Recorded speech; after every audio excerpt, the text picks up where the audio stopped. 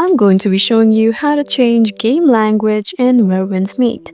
So it's actually really easy, so let's get right into it. So all you need to do is be on the game first, and once you're in the game, you should see something like this. So after you're here, all you need to do is look at the top right where you can see this Where Winds Meet icon right here. So that's the game's logo.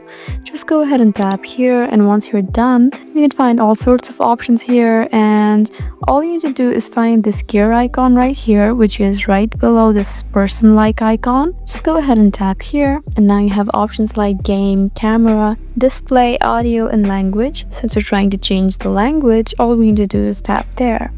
After you're here, you can find options like game language and game voice.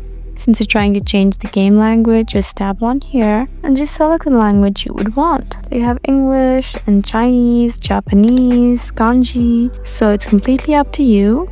All you need to do is select any one of them and the game will change its language. So that's all you really need to do.